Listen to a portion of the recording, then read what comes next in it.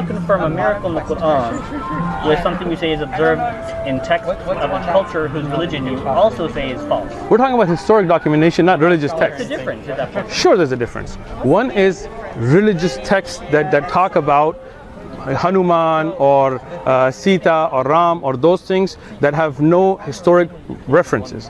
One is a king in India that we can refer to, not time, place and all of that, saying he observed something in a book of history, not a religious belief. But did he also make supernatural claims in that same text? No, it's a historic text. No, that was a king. It wasn't a religious figure.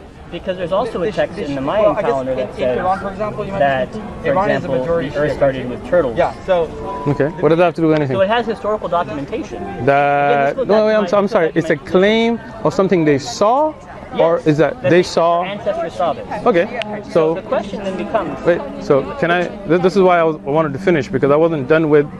It's not just there. It's not just the Mayan. It's not just the Hindu. The people that were physically there, that saw the splitting of the moon, those ahadith are recorded, checked for authenticity, who said it, when they said it, right?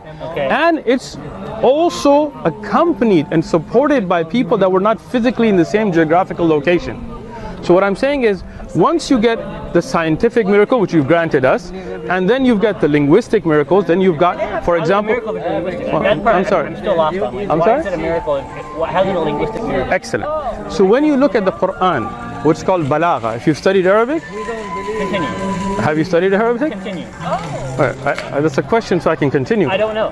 Have you studied Arabic? Yes or no? You don't know if you studied Arabic. Please continue. Wait. I'm sorry.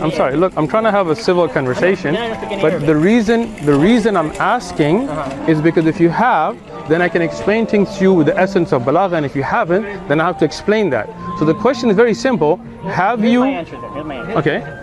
It's a pretty pathetic God who Okay. requires that everybody speak a particular language to understand a miracle. I'm not sure who requires everybody to speak Arabic. Nobody. So you're saying, it sounds like you're suggesting that the miracle is only observable if I understand Arabic No, is the language. I did not say that. Please do not insert words into my mouth.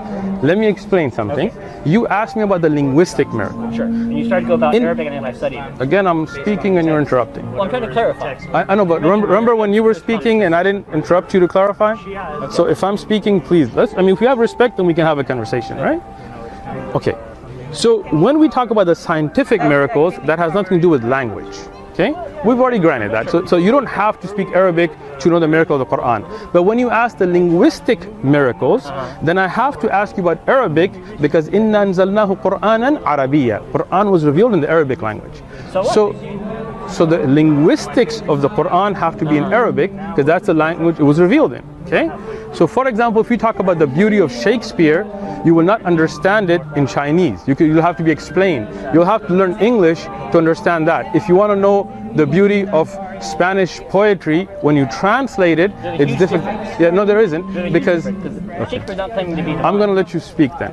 Then you let me If you're speak. not going, so an interchange also requires clarification. Sure, but if you keep interrupting, then I can't make a point, Can you right? make fallacious points? Okay, then let me finish, and then you can refute it. Listen. No, because now you're getting upset because I'm showing you evidences. No, you're not. Look, That's the scientific miracles, the linguistic miracles, the mathematical miracles, the historic evidence. If you put all of that together, Sure. I believe an illiterate man in a desert that had no access to such knowledge, that had never been to an ocean, would not know that there are waves underneath the ocean. That would not know that sweet water and salt water. Yeah. Those things that the Arabs didn't know, that they disputed about, but they came to be true. Okay. This shows the miraculous nature of this book. This is the word of Allah. That's what I believe. You have an option to believe it or not. It's unlikely to mean that it's divine. Why not? How do you explain it then?